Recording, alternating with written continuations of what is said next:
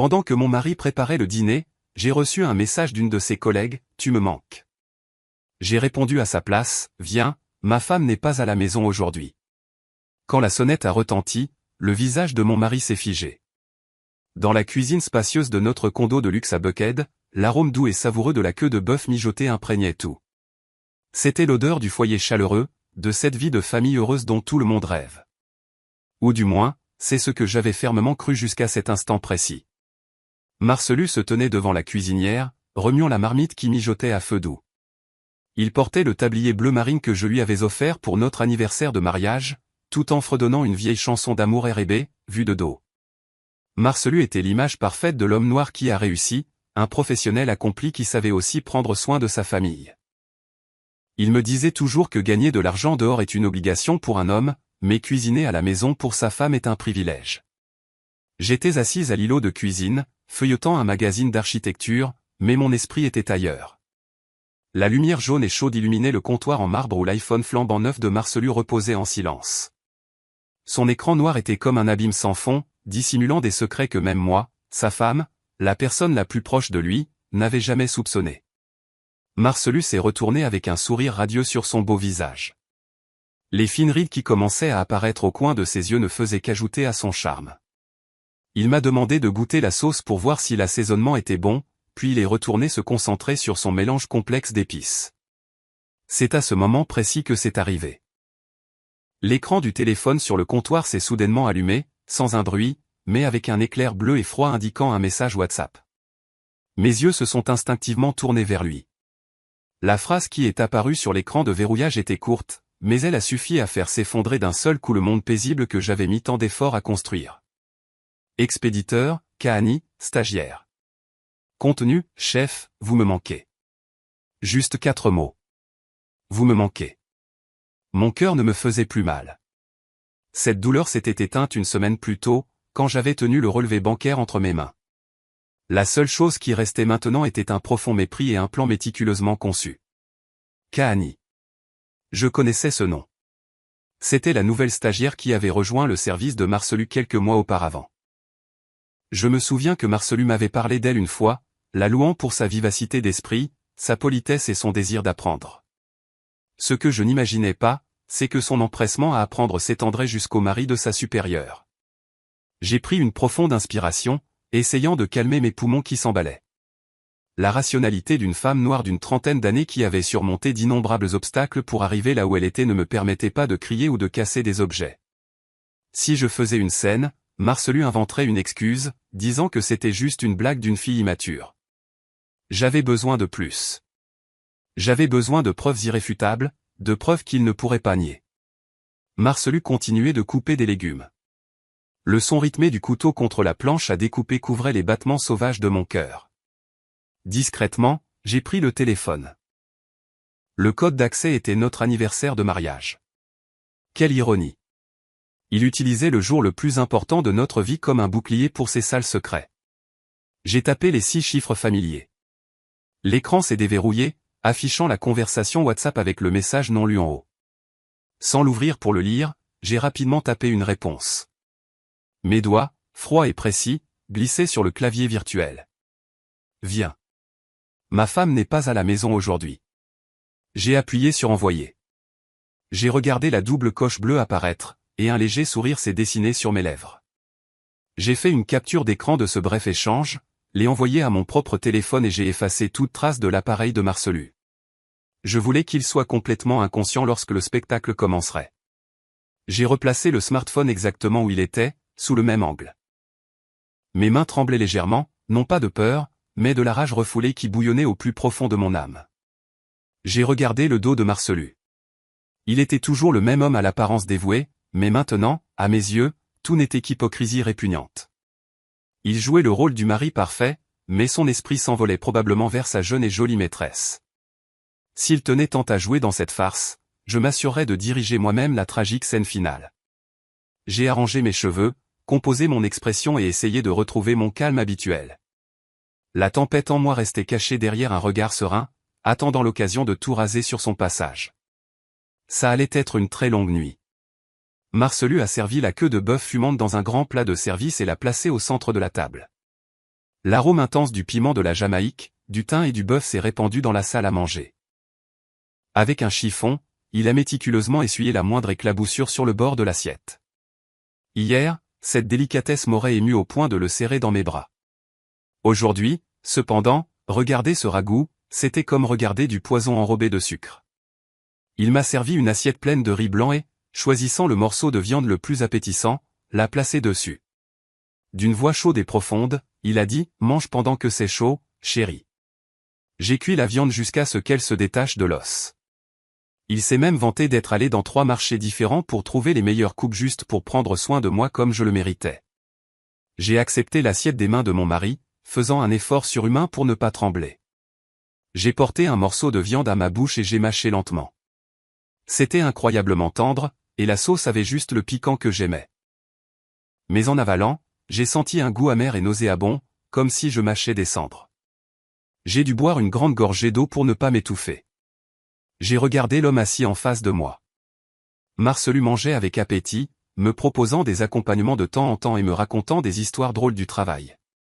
Il a parlé d'un nouveau projet, de la façon dont le PDG l'avait félicité, et de ses projets de promotion pour cette année, mais il n'y a eu aucune mention du nom de Kahani ou de cette jeune stagiaire.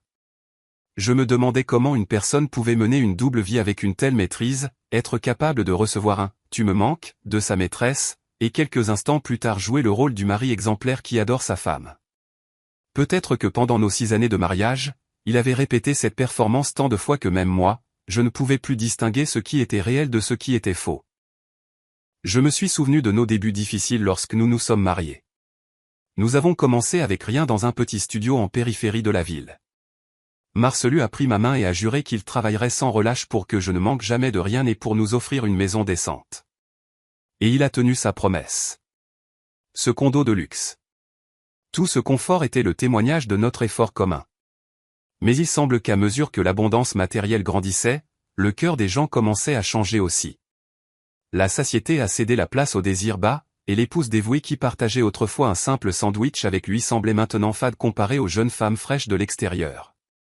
Faisant semblant d'être rassasié, j'ai posé mes couverts. J'ai dit que j'étais un peu fatigué et que je n'avais pas beaucoup d'appétit. Marcelu a immédiatement adopté un air inquiet. Il s'est levé, s'est approché de moi et a posé sa main sur mon front pour vérifier si j'avais de la fièvre. Sa main était chaude, mais dès qu'elle a touché ma peau, j'ai senti un frisson qui m'a glacé jusqu'aux os. J'ai légèrement tourné la tête pour esquiver son contact hypocrite, prétextant que j'allais chercher un verre d'eau. J'ai jeté un coup d'œil de côté à l'horloge sur le mur. La petite aiguille approchait du 7 et la grande, du 12. Le temps passait avec une lenteur moqueuse. De son bureau ou de son appartement d'étudiante, il lui faudrait entre 30 et 45 minutes pour arriver ici. Je n'allais pas laisser passer cette occasion en or. Ma femme n'est pas à la maison aujourd'hui. Ce sort était plus puissant que n'importe quelle invitation. Quand je suis revenu à table, Marcelu débarrassait les assiettes. Il m'a dit d'aller me reposer dans le salon, qu'il s'occuperait du nettoyage.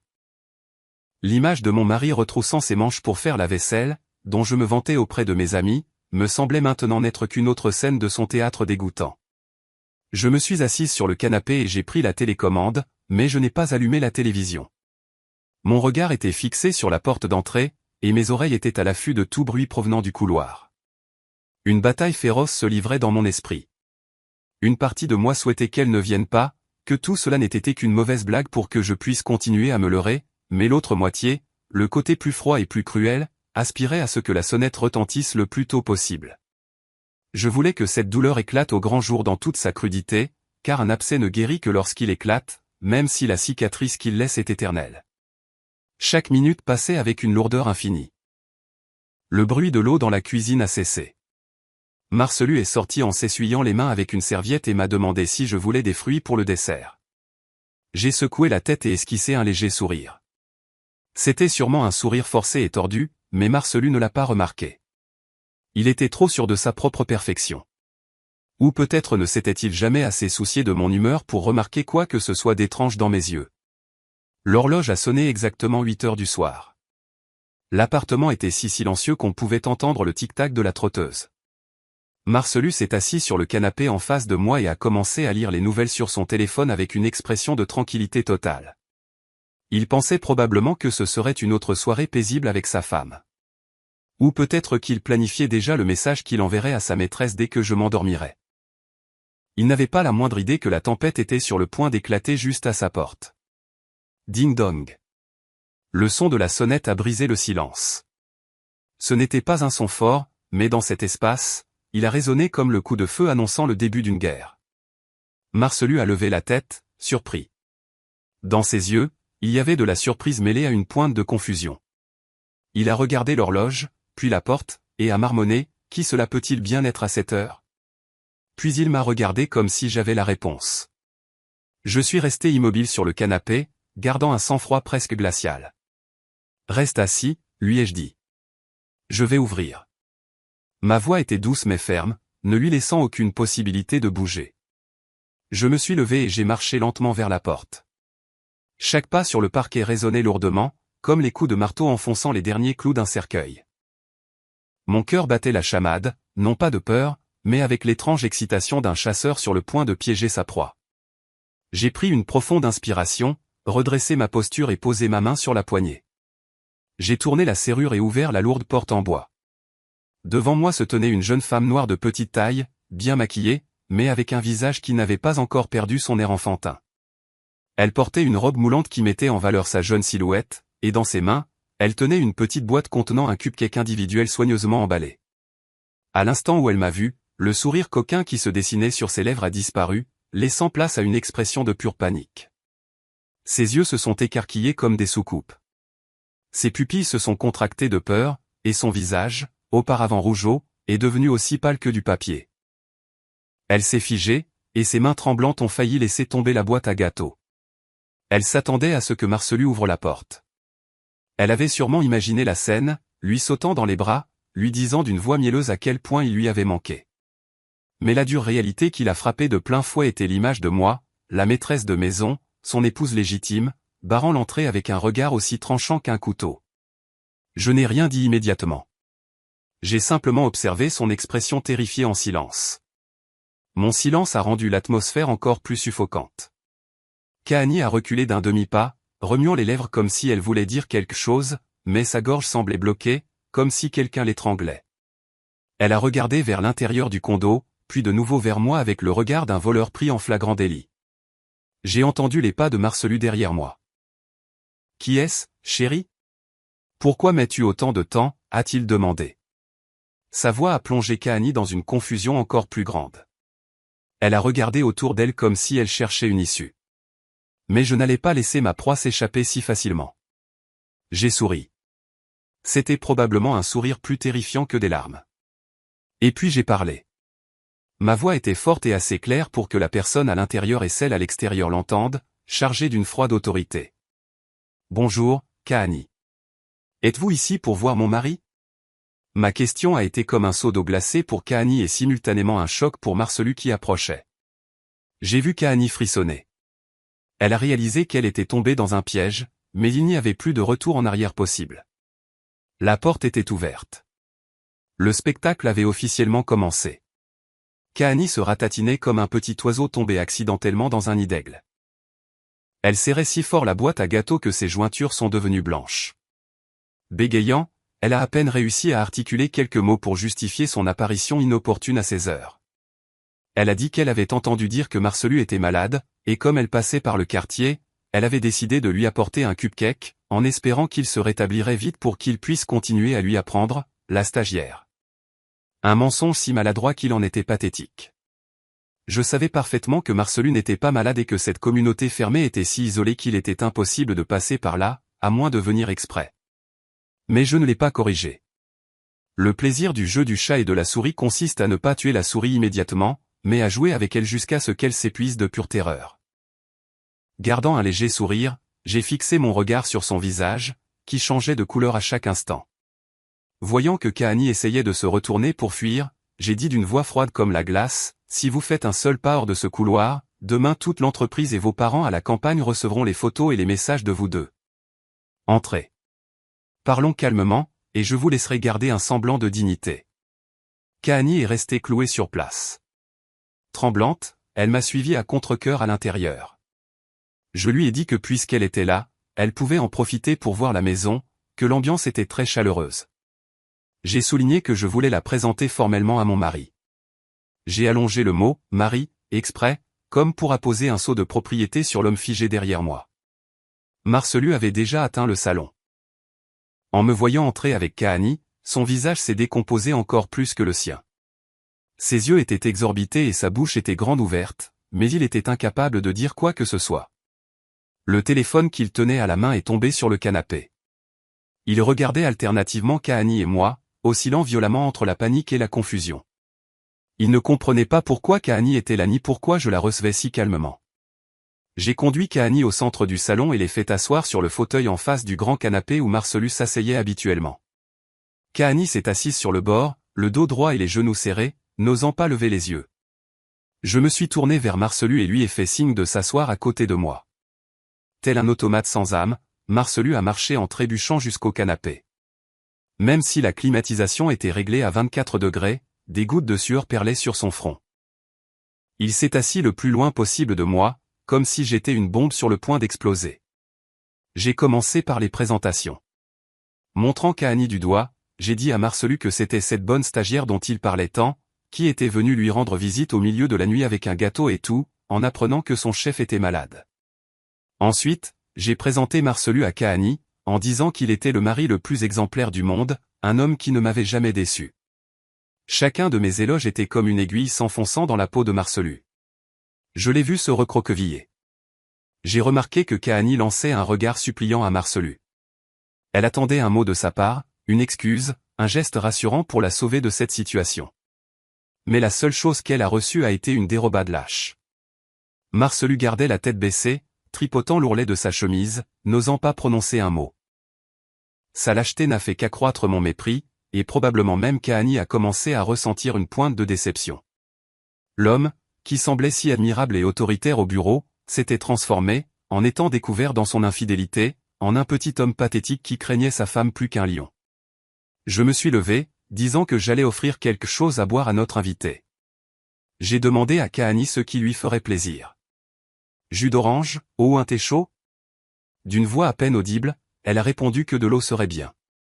J'ai souri et me suis dirigé vers la cuisine. Le salon a été plongé dans un silence de tombe. Je savais que dès que j'aurais disparu, ces deux-là échangeraient des regards paniqués, mais ils n'oseraient pas parler de peur que je les entende. Et c'est exactement ce que je voulais, laisser la terreur ronger leur esprit. Petit à petit, dans la cuisine, j'ai fait du bruit exprès, en sortant des verres et des assiettes pour qu'ils sachent que j'étais toujours proche, à l'écoute de tout. J'ai ouvert le placard et suis passé juste à côté des verres en cristal Waterford que nous utilisions pour les invités importants. Ma main s'est arrêtée sur un paquet de gobelets en plastique fin et jetable, du genre qu'on utilise pour un barbecue ou qu'on voit près d'une fontaine à eau. J'ai pris un de ces gobelets et les remplis d'eau du robinet. Le choix n'était pas accidentel. Je voulais rabaisser Kahani par le moindre détail. Je voulais qu'elle comprenne que sa place dans cette maison, dans notre vie, était aussi bon marché et provisoire que ce gobelet, un objet qu'on utilise et qu'on jette, qui ne vaut pas la peine d'être gardé. Je suis revenu au salon avec un plateau et j'ai placé le gobelet en plastique avec de l'eau devant Kahani. Pour Marcelu et moi, cependant, j'ai servi du thé dans d'élégantes tasses en porcelaine fine avec des bords dorés. Le contraste frappant entre les deux types de récipients était évident sur la table en verre. Kahani a regardé le gobelet en plastique qui détonnait avec la table luxueuse, et son visage est devenu d'un rouge profond d'humiliation. Elle avait compris le message. C'était une insulte sans parole, mais plus profonde et plus tranchante que n'importe quelle injure. Je me suis assise à côté de Marcelu, cette fois en me collant délibérément à lui. J'ai pris son bras et posé ma tête sur son épaule avec un geste affectueux. Marcelu s'est raidi comme une poupée de bois, les muscles tendus par la tension. À travers sa chemise fine, je pouvais sentir les battements frénétiques de son cœur. La sueur froide continuait de couler le long de ses tempes. J'ai initié la conversation avec des questions hypocritement sociales. J'ai demandé à Kahani comment se passait le stage, si Marcelu était très exigeant avec elle, s'il ne harcelait pas les stagiaires. Pendant que je parlais, je caressais le bras de Marcelu et lui lançais des regards amoureux de temps en temps.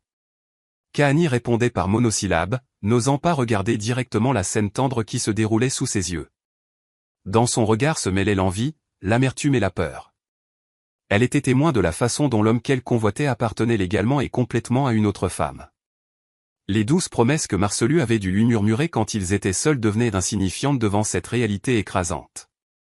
L'air dans la pièce était si épais qu'il était difficile de respirer. Même le léger bourdonnement de l'air conditionné central ne pouvait dissiper l'atmosphère étouffante. J'avais l'impression d'assister à une pièce de théâtre tragique et silencieuse où chaque acteur s'efforçait de remplir son rôle, à la différence que seul moi avais le scénario et connaissais la fin. Soudain, j'ai changé de sujet et je me suis tourné vers Marcelu d'une voix excitée. J'ai évoqué nos projets de vacances à Sainte-Lucie pour le mois prochain.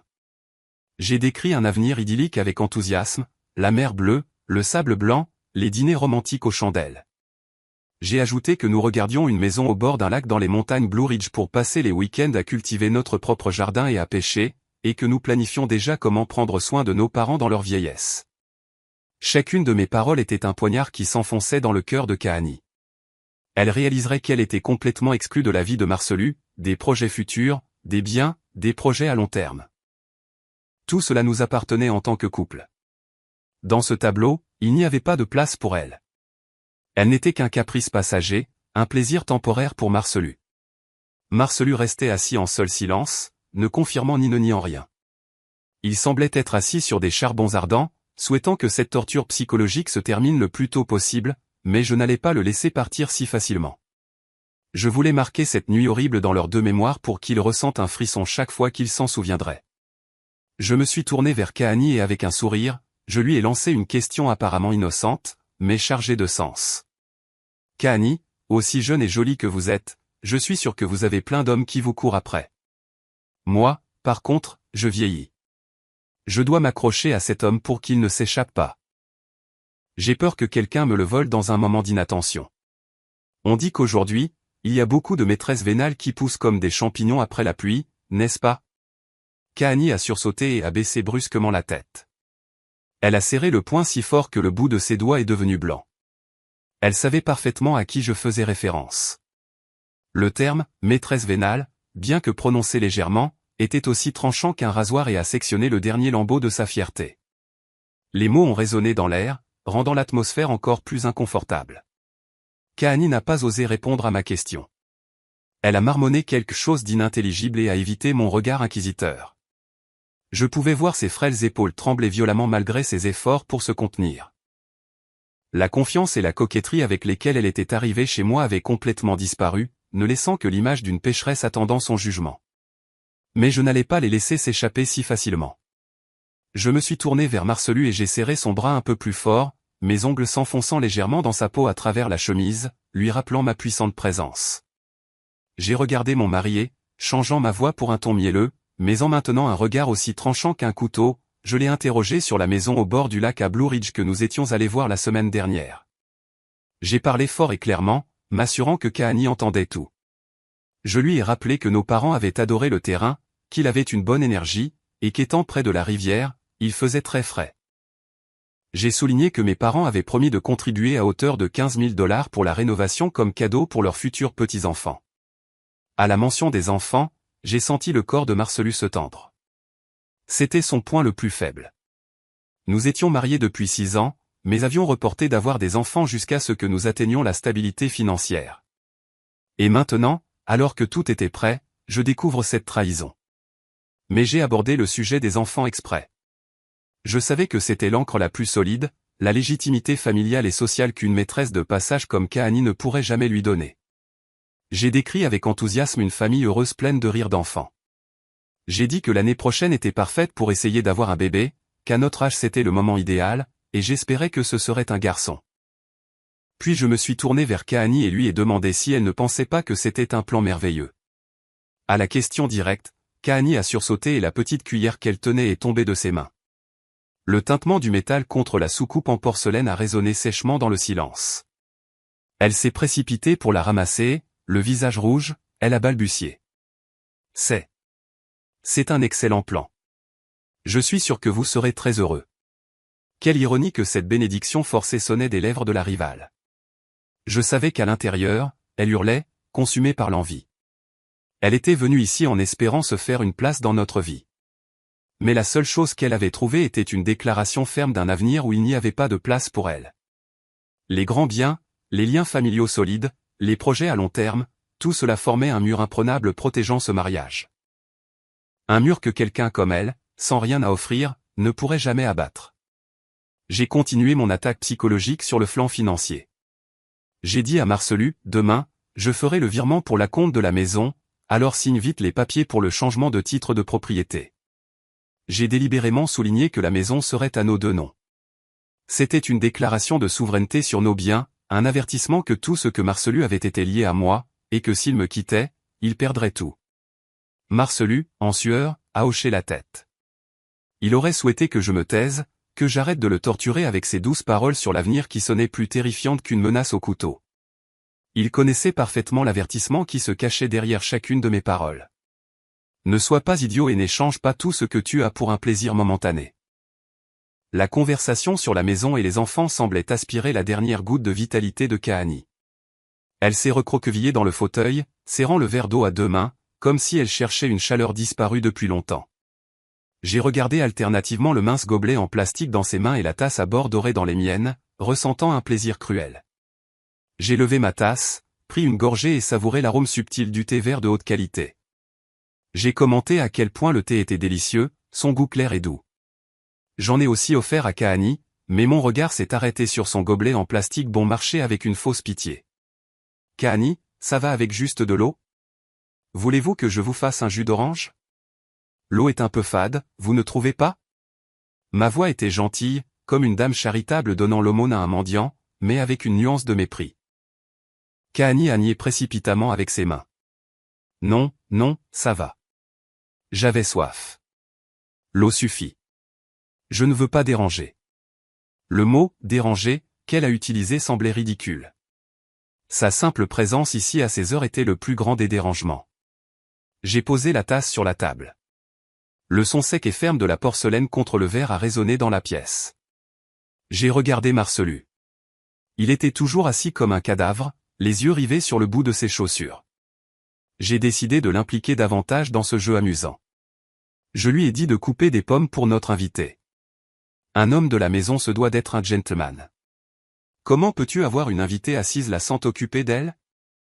Marcelu, comme s'il avait reçu un choc électrique, s'est levé d'un bond et est allé à la cuisine chercher les pommes et un couteau. Il a épluché le fruit maladroitement, les mains tremblantes, laissant la peau déchiquetée en morceaux. L'homme qui autrefois me sculptait des fleurs dans des carottes ne pouvait même plus éplucher une simple pomme devant sa maîtresse. Son esprit était en court-circuit. La peur avait paralysé tous ses sens et ses compétences. Quand il a posé l'assiette de pommes sur la table, j'ai piqué le morceau le plus appétissant avec une fourchette et l'ai porté directement à la bouche de Marcelu. Ouvre la bouche, chérie. Laisse-moi te donner à manger.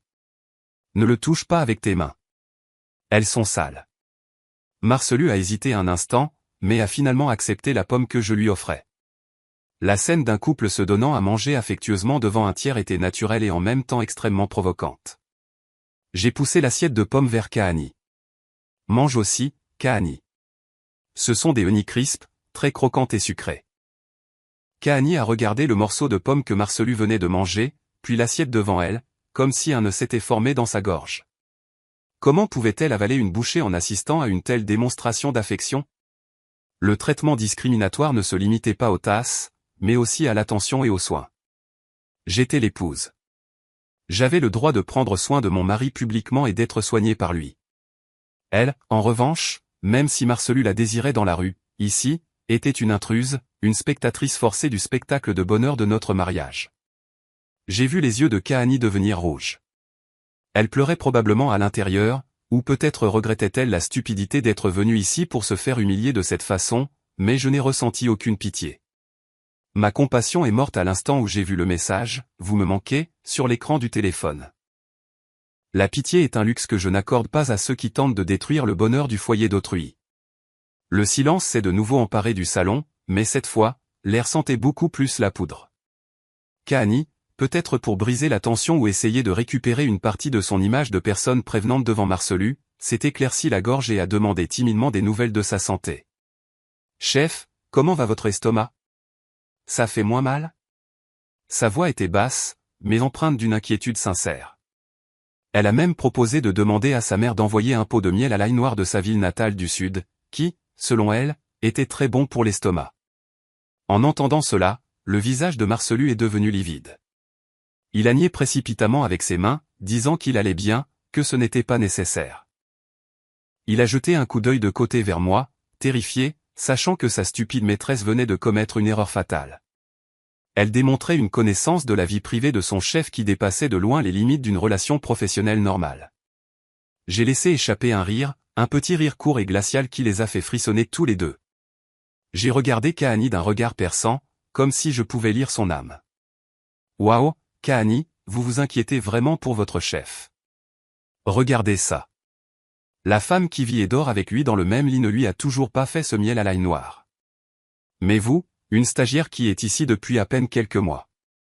Comment connaissez-vous ces mots, vous aussi?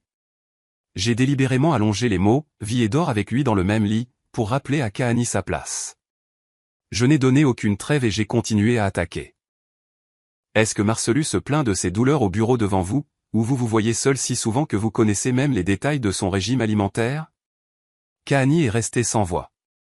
Son visage est passé du rouge au violet. Elle a balbutié qu'elle l'avait simplement vu au bureau se toucher l'estomac avec une grimace de douleur et avait demandé par pure supposition. Une excuse pitoyable. Je savais que les problèmes d'estomac de Marcelu étaient chroniques. Pour ne pas nuire à son image de leader fort, il montrait rarement des signes de faiblesse en public. Il ne le faisait que lorsqu'il était seul avec quelqu'un en qui il avait confiance. J'ai lancé un regard foudroyant à Marcelu. Et toi? Pourquoi vas-tu inquiéter tes employés au travail? La prochaine fois, si tu te sens mal, dis-le à ta femme. Ne fais pas en sorte que les autres s'inquiètent et t'apportent des médicaments. Ils vont penser que ta femme ne prend pas soin de toi. L'autre jour, tu m'as dit que tu étais en retard à cause d'un dîner avec des clients, et que tu avais mal à l'estomac. Je vois maintenant de quel genre de dîner avec des clients il s'agissait. À mon allusion, Marcelu a baissé la tête et n'a rien dit. Il savait parfaitement à quoi je faisais référence. Le soir où il a utilisé l'excuse du dîner de travail, il avait en fait dîné avec Kahani, probablement pour gagner la sympathie de la jeune fille, s'était plaint de ses douleurs. Je venais de découvrir l'hypocrisie de l'inquiétude d'une collègue et d'exposer la vérité brute de leur relation ambiguë. Son intérêt excessif était la preuve qu'elle avait franchi la ligne, et moi, en tant qu'épouse, j'avais tout à fait le droit de questionner et de démasquer cette hypocrisie ici même, dans ma propre maison. L'horloge murale marquait 21 heures. Le jeu du chat et de la souris avait atteint son paroxysme. J'ai senti qu'il était temps de porter le coup de grâce, un coup qui détruirait complètement le moral de l'intruse et servirait d'avertissement final à mon mari traître. J'ai lentement sorti mon téléphone de ma poche et l'ai posé sur la table. J'ai fait glisser mon doigt sur l'écran, faisant semblant de vérifier un message, puis j'ai soupiré exprès. Le monde est si compliqué de nos jours. Les nouvelles ne parlent que d'infidélité et de scandales. Mes amis me disent que les jeunes filles de nos jours sont très audacieuses. Elles envoient des messages aux maris des autres femmes comme si c'étaient leurs petites amies, sans la moindre honte. J'ai fait une pause et observé leur réaction. Kahani est resté immobile, mais sa respiration s'était accélérée. Marcelu essuyait furtivement la sueur de son front avec un mouchoir. La tension était comme une corde de guitare sur le point de se rompre. J'ai aiguisé encore plus ma voix et j'ai continué. J'ai aussi l'habitude de vérifier le téléphone de Marcelu pour l'aider avec des trucs de travail, et dernièrement, j'ai vu beaucoup de messages provenant de numéros inconnus. Une jeune fille, à première vue, son nom semble très innocent. Ce doit être une stagiaire. Elle envoie des messages très affectueux à Marcelu. J'ai jeté un coup d'œil de côté à Kahani. Son visage avait perdu toute couleur. Ses lèvres, autrefois peintes d'un rouge profond, étaient maintenant blanches et tremblantes. Avec un sourire moqueur, j'ai porté le coup final. Vous savez quoi, Kahani? L'autre jour, j'étais à la maison et mon mari préparait le dîner et soudain, une fille envoie un message sur son téléphone disant « Vous me manquez ». Quel culot, vous ne trouvez pas? Avec la femme à la maison, oser envoyer un message comme ça. Était-elle en train de me défier? Mes paroles sont tombées comme la foudre sur Kahani. Elle m'a regardé avec des yeux ronds comme des soucoupes, la terreur gravée dans ses pupilles. Elle avait tout compris. Le message « Vous me manquez » d'il y a un moment. La réponse vient. Ma femme n'est pas à la maison aujourd'hui. Tout cela avait été un piège parfait que j'avais moi-même tendu, et elle, comme un stupide papillon de nuit, avait volé droit dedans. Les mains et les pieds de Kahani se sont mis à trembler de façon incontrôlable. Elle me regardait comme si elle voyait un monstre. Elle a réalisé que la femme assise en face d'elle n'était pas une femme au foyer docile et naïve, mais une maîtresse de la guerre psychologique. Je savais tout depuis le début, mais j'avais agi avec un naturel total, l'invitant à entrer, lui servant de l'eau, lui offrant un gâteau, puis j'ai continué à arracher le masque couche par couche jusqu'à la laisser complètement nue dans sa propre honte. Marcelu, à côté de moi, était également sous le choc. Il s'est tourné vers moi avec un regard de pure horreur. Il n'aurait jamais imaginé que j'avais lu ce message, et que j'étais assez tordu pour attirer Kahani ici et l'humilier de cette façon. Mon intelligence et ma cruauté lui ont glacé le sang. Il a réalisé qu'il avait largement sous-estimé sa femme. J'ai regardé Kahani droit dans les yeux. Mon regard était froid et méprisant. Je n'avais pas besoin de dire quoi que ce soit d'autre. Mon silence était la plus sévère des sentences. J'avais tout révélé, mais je n'avais pas encore prononcé son nom directement. Je voulais voir si elle avait un minimum de dignité pour se retirer d'elle-même. C'était le dernier acte de miséricorde que je lui accorderais avant qu'elle ne quitte cette maison. Kahani n'en pouvait plus. La pression invisible émanant de moi, la lâcheté de Marcelu et la vérité cruelle qui venait d'être révélée ont écrasé sa volonté. Chaque seconde devait être une torture pour elle, comme si elle était assise sur une chaise électrique. Elle a rapidement attrapé le sac à main qu'elle avait laissé à côté d'elle. Dans sa hâte, le sac a heurté la chaise avec un bruit sourd. Elle s'est levée d'un bond, mais ses jambes ont vacillé et elle a failli tomber. Sans oser me regarder en face, la tête baissée, elle a marmonné qu'elle devait partir. Elle a prétexté qu'une urgence était survenue à la maison, que sa mère lui avait dit de rentrer tout de suite, et qu'elle était désolée de ne pas pouvoir rester plus longtemps. Sa voix était cassée, au bord des larmes. Sans attendre notre réponse, elle s'est dirigée vers la porte, courant comme une voleuse poursuivie. La boîte à gâteaux a été laissée abandonnée sur la table comme preuve de l'échec misérable de sa visite. Marcelu a fait un mouvement pour se lever, probablement pour la raccompagner ou s'excuser, mais j'ai été plus rapide. J'ai posé ma main sur sa cuisse et j'ai serré fort, lui signalant de rester sur place. Mon regard s'est durci, l'avertissant de ne rien faire de stupide dans cette situation. Marcelu a compris mon message et est resté paralysé, suivant du regard le dos de Kahani alors qu'elle disparaissait derrière la porte. Je me suis levé et l'ai suivi lentement jusqu'à l'entrée. Je marchais avec calme et assurance, en contraste marqué avec sa nervosité. Kahani essayait de mettre ses chaussures, mais ses mains tremblaient tellement qu'elle n'y arrivait pas. Je me suis appuyé contre le cadre de la porte, les bras croisés, l'observant avec un mélange de pitié et de mépris. Quand elle a enfin réussi à mettre ses chaussures et se préparer à ouvrir la porte pour sortir dans le couloir, j'ai appelé « Kahani ». Elle s'est arrêtée net, surprise. Elle s'est retournée avec un regard effrayé et suppliant. Elle craignait probablement que je fasse une scène dans le couloir de l'immeuble, que je l'insulte ou que je la prenne par les cheveux, mais je ne l'ai pas fait. Ma dignité ne me permettait pas de me comporter comme une racaille. Je me suis approché d'elle et lui ai chuchoté à l'oreille, assez bas pour que nous soyons les seuls à l'entendre. Ma voix était douce comme une brise, mais froide comme une glace ancienne. La prochaine fois que vous viendrez voir mon mari, appelez d'abord. Si vous vous promenez par ici à cette heure de la nuit, les voisins pourraient mal comprendre et penser que quelque chose de louche se passe dans cette maison respectable. Et souvenez-vous de ceci, la femme de Marcelu n'est pas toujours sortie de la maison. En entendant mes mots, le visage de Kahani s'est vidé de son sang. Elle a hoché la tête à plusieurs reprises comme une poule qui picore. Elle a balbutié un oui et a couru vers l'ascenseur. Elle a appuyé frénétiquement sur le bouton, comme si elle voulait fuir de là le plus vite possible. Sa silhouette, petite, seule et pathétique, se découpait sur la lumière vive du couloir. Je l'ai regardée jusqu'à ce que les portes de l'ascenseur se ferment, l'avalant tout entière.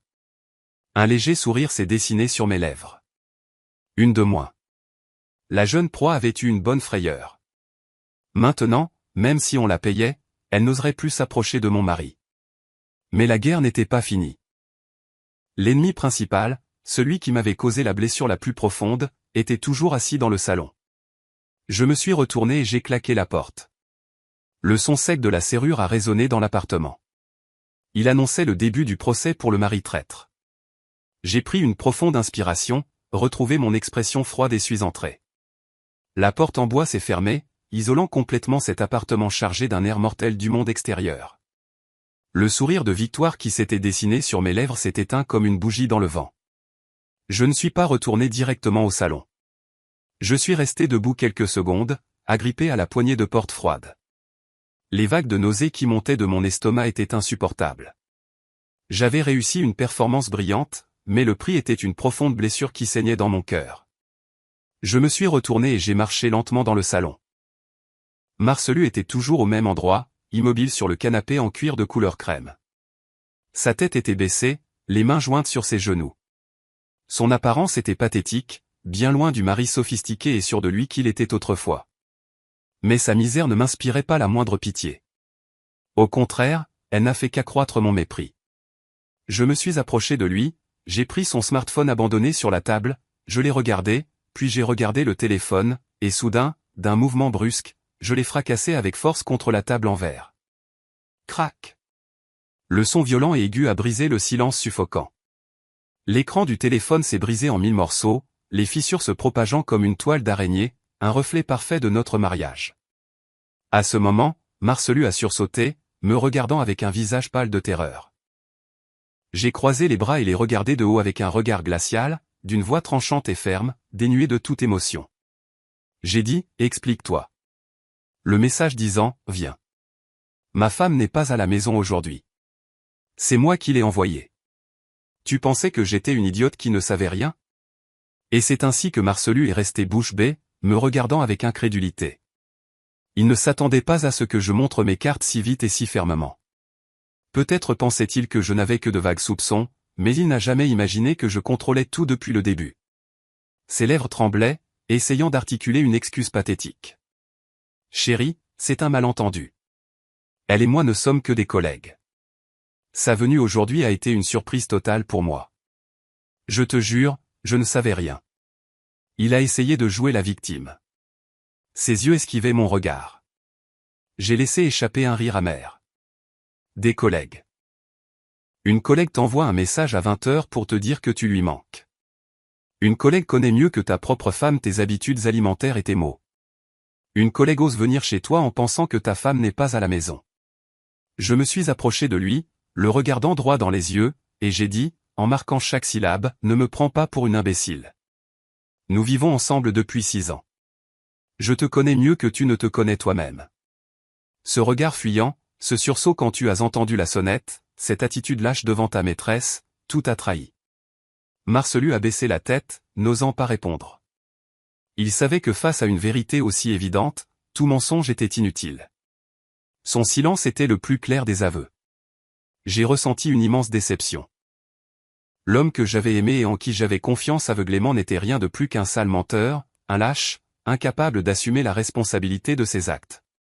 Le silence de Marcelu a jeté de l'huile sur le feu de ma colère. Je n'avais pas besoin de ses excuses vides. Je voulais qu'il affronte la vérité brute qu'il avait tant essayé de cacher. Je suis allé à mon sac à main, qui était sur un meuble, et j'en ai sorti une pile de papiers que j'avais préparés cet après-midi même. C'étaient les preuves que j'avais rassemblées en secret depuis la semaine dernière, depuis que j'avais commencé à soupçonner. J'ai jeté les papiers à son visage. Les feuilles blanches ont volé et sont tombées en désordre sur le téléphone détruit. Marcelu a ramassé un papier. Ses mains tremblaient violemment. C'était un relevé bancaire. Le détail des 3 derniers mois. J'avais entouré et lu les virements à Kahani Jenkins avec des mémos ambigus comme « cadeau » ou « déjeuner ». Les montants n'étaient pas énormes, quelques centaines à chaque fois, mais la fréquence était suspectement élevée. Un virement s'est démarqué, $1500 de la semaine dernière avec le mémo « Joyeux anniversaire ». J'ai montré le relevé et j'ai haussé la voix. Et comment expliques-tu cet argent? Un cadeau d'anniversaire de $1500 pour une stagiaire? Pour mon anniversaire, un bouquet de fleurs et un simple dîner t'ont suffi. Ta générosité est vraiment admirable. Marcelu était sans voix, transpirant abondamment. Il ne s'attendait pas à ce que je connaisse ses finances avec autant de détails. Mais ce n'était pas tout. J'ai sorti les captures d'écran de ses conversations WhatsApp que j'avais prises de son iPad où il avait oublié de se déconnecter. Des messages coquins, des rendez-vous pour déjeuner et au cinéma, et même des expressions de désir écœurantes. J'ai jeté une autre photo. C'était le billet de cinéma d'il y a 2 semaines à 23 heures. Ce jour-là, il m'avait dit qu'il était en retard à cause d'un dîner client, mais en fait, il regardait un film avec sa maîtresse. Et enfin, j'ai sorti la photo d'un long cheveu brun teint trouvé sur le siège passager de sa voiture. Mes cheveux étaient noirs et courts. Ce cheveu était sans aucun doute celui de Kahani. Face à des preuves aussi irréfutables, Marcellus s'est complètement effondré. Il n'y avait plus moyen de nier ou de trouver des excuses. Son masque de moralité hypocrite avait été arraché, révélant sa vraie nature de traître. Il a laissé tomber ses bras et s'est affalé sur le canapé avec une expression de désespoir. Et puis il s'est mis à pleurer. Les larmes d'un homme adulte, quelque chose que j'avais rarement vu. Je suis désolé. J'ai perdu la tête un instant. Elle m'a ensorcelé. S'il te plaît, pardonne-moi juste cette fois. Une excuse tardive et lâche, rejetant la faute sur un autre. Les hommes infidèles utilisent toujours le même répertoire. Je suis tombé dans la tentation. Je n'ai pas pu m'en empêcher. Le voir pleurer m'a glacé le cœur. Je suis allé à la cuisine. J'ai attrapé la marmite avec le ragoût de queue de bœuf qu'il avait préparé avec tant de soin tout l'après-midi. Sous le regard étonné de Marcellus, j'ai vidé tout le contenu dans la poubelle du coin. L'arôme délicieux du ragoût s'est mélangé à l'odeur aigre des ordures, créant une puanteur nauséabonde. Je me suis tourné vers Marcellus et je lui ai lancé ma dernière phrase. Mon amour pour toi est comme ce ragoût. Avant, il était délicieux et précieux, mais une fois contaminé, ce n'est plus que des déchets. Et je ne mange pas de déchets. Mon acte de jeter la nourriture a été comme un seau d'eau froide pour Marcellus, qui a semblé se réveiller de son délire. Il a réalisé que je ne plaisantais pas. La détermination dans mes yeux et mes actions annonçait une rupture irrévocable. Marcellus a couru vers moi, est tombé à genoux et a serré mes jambes. Il a pleuré inconsolablement, me suppliant de ne pas le quitter, de ne pas divorcer. Il a juré qu'il mettrait fin à tout avec Kahani, qu'il démissionnerait même de son travail si nécessaire, qu'il ferait n'importe quoi pour réparer son erreur. Il a fait appel à nos parents, à nos 6 années de mariage, essayant de me retenir. Je suis resté rigide comme une pierre, le laissant pleurer, serrant mes jambes. Mon cœur était déjà mort. Ses serments ne produisaient maintenant que plus de dégoût en moi. S'il avait vraiment apprécié nos 6 années d'amour, il n'aurait pas couché avec une autre femme. S'il avait vraiment pensé à nos parents, il n'aurait pas laissé les choses en arriver là. Froidement, j'ai repoussé ses mains et j'ai reculé. Je l'ai regardé avec pitié et j'ai dit, garde le peu de dignité qu'il te reste. Ne sois pas pathétique. Ma décision est irrévocable. Je me suis retourné et je suis allé directement à la chambre. À l'intérieur du placard se trouvait la grande valise que j'avais faite cet après-midi. Je l'ai sortie et j'y ai jeté quelques vêtements supplémentaires et mes effets personnels essentiels. Je n'ai pas pris grand-chose, juste ce qui était vraiment à moi. Cette maison, ces meubles, me semblaient maintenant souillés par la trahison. Je suis sorti dans le salon avec la valise. Marcellus était toujours par terre, sanglotant la tête baissée. Ses gémissements résonnaient dans l'espace silencieux. J'ai laissé une feuille de papier que j'avais imprimée précédemment sur la table. C'était la reconnaissance de dette pour les 40 000 $ que mes parents nous avaient prêtés au début de notre mariage, lorsque nous ne pouvions pas nous permettre la rénovation du condo, ainsi que les reçus au nom de mon père. Ces 40 000 $ sont une dette claire.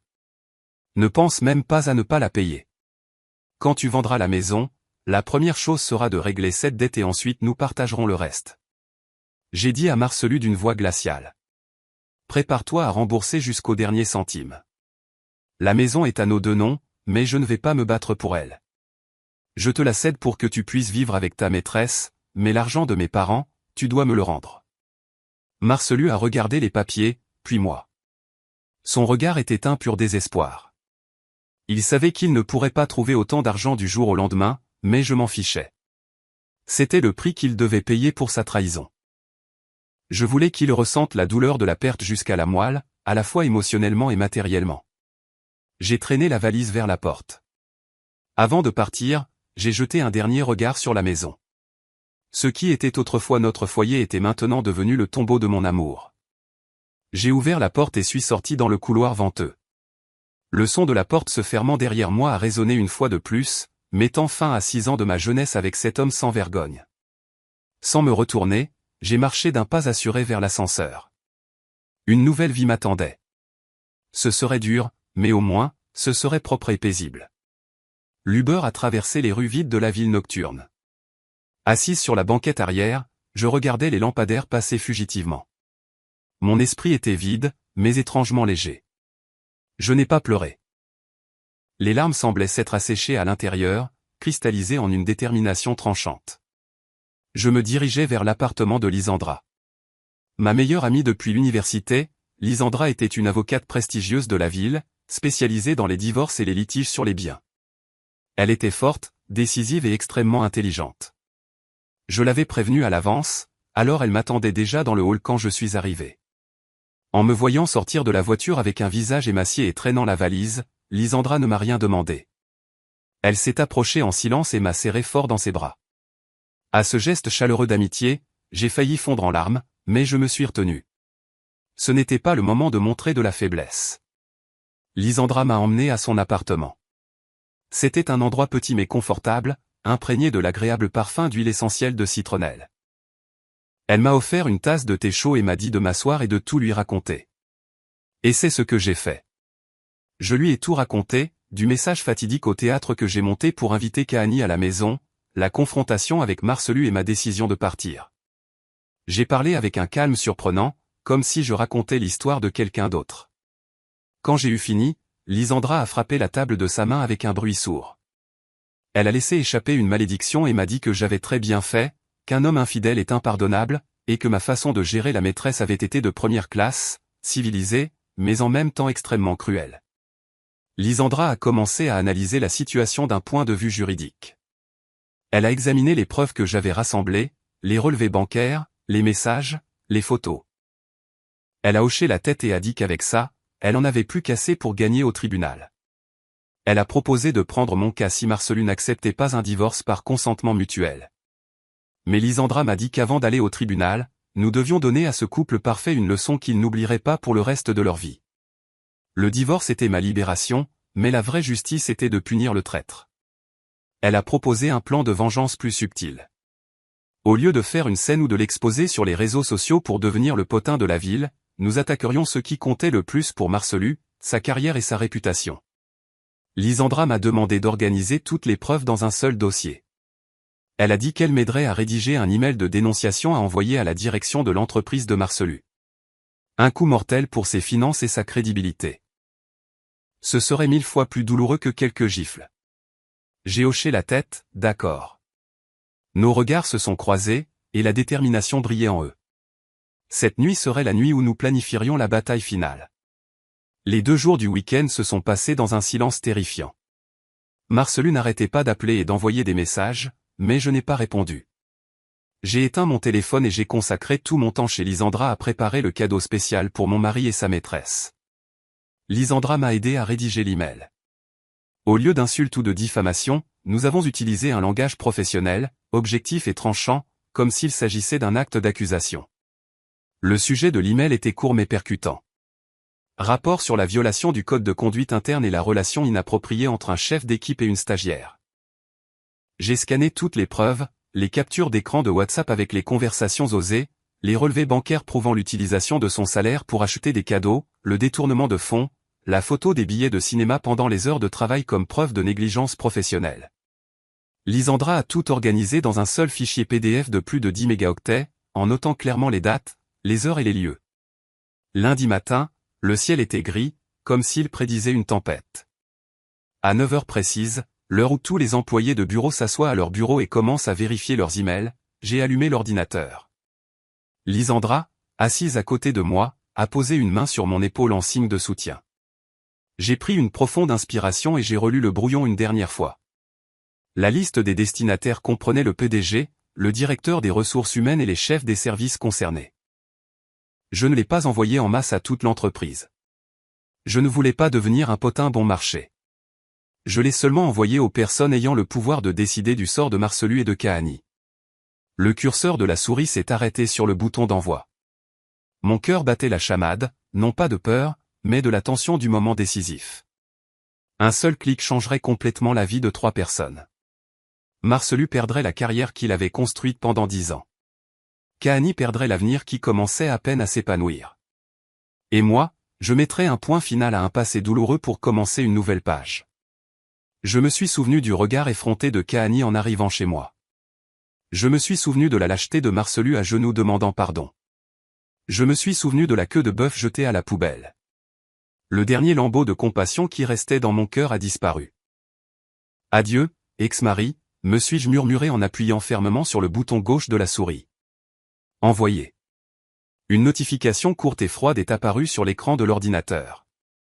L'email chargé de la condamnation à mort pour les carrières de Marcelu et Kahani avait été envoyé. Je me suis penché en arrière sur la chaise et j'ai poussé un long soupir de soulagement. C'était fini. La flèche avait déjà été décochée, et personne ne pouvait l'arrêter. Maintenant, je n'avais plus qu'à attendre que la tempête s'abatte sur la tête des traîtres. Ce lundi-là, l'atmosphère dans l'entreprise de Marcelu devait être aussi suffocante que la nuit où Kahani est venu chez nous. Selon une connaissance qui travaillait dans le même service, mon email a eu un impact énorme et s'est propagé comme une traînée de poudre en quelques minutes. Marcelu a essayé de feindre la normalité en arrivant au travail, mais à l'intérieur, il devait être rongé par la panique. À 10 heures, le directeur des RH l'a appelé dans une salle de conférence. Là, on lui a présenté des preuves qu'il avait utilisé la carte de l'entreprise pour des dépenses personnelles avec Kahani et avait falsifié des reçus de repas d'affaires. C'était un détournement de fonds en bonne et due forme et il a été suspendu sans solde en attendant un audit complet. Marcelu s'est levé, le visage pâle comme de la cire. Il a ouvert la bouche pour essayer de s'excuser, de dire que c'était un malentendu, de la calomnie. Mais le directeur des RH a levé une main ferme, le coupant court. Sur la table, il a laissé un épais dossier avec l'impression de ce même fichier PDF que j'avais envoyé. Face à des preuves aussi irréfutables, Marcelu est resté muet. 2 gardes de sécurité se sont approchés et lui ont demandé de rassembler ses effets personnels et de quitter le bureau immédiatement. Tout le monde était stupéfait de voir comment l'homme, qui jusqu'alors était un chef d'équipe respecté, était raccompagné hors de l'entreprise comme un criminel. Marcelu a marché en silence, la tête baissée, au milieu des murmures des gens qui le regardaient. Cette humiliation publique marquerait sa carrière d'une tache indélébile. Moi, depuis la maison de Lisandra, j'ai reçu la nouvelle par téléphone sans ressentir la moindre émotion. Je n'ai pas ri de satisfaction, ni ressenti de pitié. C'était le prix de la trahison. Quand il a piétiné notre mariage et poursuivi ses désirs, il avait lui-même signé l'arrêt de mort de sa carrière. 3 jours plus tard, son licenciement a été officialisé. La raison communiquée dans une note interne était une violation grave de l'éthique professionnelle et un préjudice à l'image et à la confiance de l'entreprise. Marcelu a non seulement perdu son emploi, mais est également entré sur la liste noire des responsables RH du secteur. Dans cette ville, les rumeurs volent plus vite que le vent. Une fois que votre réputation morale est entachée, surtout par un scandale avec un subordonné, les portes de votre carrière se ferment presque complètement. Les conséquences financières n'ont pas tardé à arriver comme une vague géante. Marcelu a perdu sa principale source de revenus, mais les prêts bancaires continuaient d'arriver à échéance ponctuellement. La traite de la voiture, l'hypothèque du condo, les cartes de crédit, tout est devenu un nœud coulant se resserrant autour de son cou. Auparavant, grâce à son salaire élevé et à ma bonne gestion, il vivait confortablement sans regarder les prix. Maintenant, rien qu'avec les intérêts bancaires mensuels, il transpirait à grosses gouttes. Mon téléphone n'arrêtait pas de sonner. C'était le numéro de Marcelu. En voyant le nom, Marie, clignoter sur l'écran, j'ai laissé échapper un rire sec et j'ai changé son nom dans mes contacts en Marcelu Ruiz. Je n'ai pas répondu. Je l'ai laissé sonner jusqu'à ce qu'il se coupe. Puis les messages ont commencé à arriver. Au début, c'était des supplications, demandant pardon, me demandant de retirer le rapport pour lui donner une chance de recommencer. Comme je ne répondais pas, le ton a changé pour des accusations, me traitant de cruel et de sans cœur pour avoir ruiné sa vie. Je les ai parcourus et les ai tous supprimés. Cruel. Quand il était au lit avec une autre femme pendant que je l'attendais à la maison avec le dîner prêt, a-t-il pensé au mot cruauté? Quand il utilisait notre argent commun pour acheter des cadeaux coûteux à sa maîtresse, a-t-il pensé à mes efforts? Je n'avais fait que réclamer ce qui était juste pour moi. Même ses parents, qui vivaient dans le sud, m'ont appelé. Ma belle-mère, en pleurant, m'a insulté, me traitant de mauvaise épouse, celle qui avait détruit son mari et sa famille. Elle a dit qu'il était normal qu'un homme ait une liaison, qu'une femme devait le supporter pour garder la paix dans le foyer. En entendant cela, j'ai ressenti une amère résignation pour le sort des femmes. J'ai dit calmement à ma belle-mère que je ne pouvais pas vivre avec un traître et j'ai raccroché. J'ai aussi bloqué les numéros de toute sa famille. Je ne voulais plus entendre de leçons de morale hypocrite. Marcelu avait tout perdu, littéralement tout. Femme, famille, carrière, réputation. Et maintenant, il se noyait dans les dettes. Il errait dans ce grand appartement vide, face aux 4 murs et à une solitude écrasante. C'était la punition la plus juste pour quelqu'un qui n'avait pas apprécié ce qu'il avait. Le sort de Kahani n'était pas très différent. Dès que Marcelu a été suspendu, elle a également été appelée au RH. Elle est entrée dans la pièce avec les yeux gonflés et un air hagard. Loin de l'image sûre et coquette de cette nuit-là, la décision de mettre fin à son contrat de stage a été immédiate. La raison, violation des règles de conduite interne et préjudice à l'environnement de travail. Kahani a pleuré, a supplié pour une chance, a dit qu'elle était jeune et qu'elle était tombée dans la tentation. Mais dans le monde impitoyable de l'entreprise, ces excuses naïves sont inutiles. Elle était dans une grande société. Être renvoyée de manière déshonorante signifiait que les portes de son avenir s'étaient à moitié fermées. Pire que de perdre le travail, c'était le mépris de ses pairs. L'histoire de la maîtresse effrontée qui a défié l'épouse légitime est devenue le sujet le plus brûlant dans les chats anonymes de l'entreprise. Lorsque Kahani emballait ses affaires dans une boîte en carton, personne ne s'est approché pour lui parler ou l'aider. Tout le monde la regardait avec dédain, chuchotant dans son dos. Les hommes qui la draguaient auparavant l'évitaient maintenant comme la peste, de peur d'être éclaboussé par le scandale. Kahani a quitté le bureau seul, portant sa boîte. Le long couloir vide semblait être le chemin d'épines qui l'attendait. Devant l'ascenseur, elle a croisé le même agent de sécurité qui avait été témoin de sa fuite quelques jours plus tôt. Le regard de pitié de l'homme a été la goutte d'eau qui a fait déborder le vase, et Kahani a finalement craqué, pleurant à chaudes larmes. Elle est sortie en courant du bâtiment, laissant derrière elle les moqueries des gens. D'après ce que Lisandra m'a dit, après cet incident, Kahani n'a pas supporté les escaliers et a déménagé. Elle a mis tous ses réseaux sociaux en privé et a disparu du monde virtuel. C'était une leçon très chère pour une jeune femme qui commençait à peine à faire ses premiers pas dans la vie. Elle a essayé d'échanger sa beauté et sa jeunesse contre quelque chose de vain. Mais à la fin, elle a perdu la chose la plus précieuse pour une femme, son honneur et son estime de soi. Je n'ai pas eu pitié de Kahani. Elle a choisi ce chemin, ignorant la morale et l'éthique, et les conséquences lui appartenaient. J'espère seulement qu'après cet échec douloureux, elle apprendra à vivre d'une manière plus correcte pour le reste de sa vie. 2 mois plus tard, nous nous sommes revus au tribunal pour l'audience de règlement du divorce. Marcelu semblait avoir vieilli de 10 ans. Il avait une barbe mal entretenue et des vêtements froissés. Il m'a regardé avec des yeux suppliants, mais j'ai maintenu une attitude froide et distante. Lisandra m'accompagnait en tant qu'avocate. Sa présence, professionnelle et pointue, a intimidé encore plus Marcelu. Au tribunal, Marcelu a essayé de s'accrocher à l'idée qu'il m'aimait toujours et voulait récupérer notre relation. Mais Lisandra a présenté les preuves irréfutables de son infidélité, anéantissant d'un coup son faible espoir. La division des biens a été le point de plus grande tension. Le condo de luxe était notre plus grand atout. Marcelu, par orgueil, voulait le garder. Il ne voulait pas se retrouver à la rue. Il a proposé de me payer ma part en mensualité. J'ai laissé échapper un rire de mépris et j'ai secoué fermement la tête. Je n'allais permettre à aucun lien financier de me lier à mon ex-mari. Lisandra, en mon nom, a présenté mes conditions. Soit il me payait 50% de la valeur de la maison en un seul versement plus les $40 000 pour la rénovation que mes parents avaient contribué, soit nous vendions la maison et partagions l'argent. Il devait bien sûr prendre en charge l'intégralité de l'hypothèque en cours. Le visage de Marcelu, au chômage et endetté, est devenu blanc. Où allait-il trouver des centaines de milliers de dollars du jour au lendemain? La banque avait déjà commencé à lui envoyer des avis de saisie immobilière pour 3 mois de retard sur l'hypothèque. Finalement, il n'a eu d'autre choix que d'accepter la vente de la maison. L'appartement, qui était autrefois sa fierté, a été mis en vente comme une opportunité en dessous du prix du marché pour obtenir une vente rapide.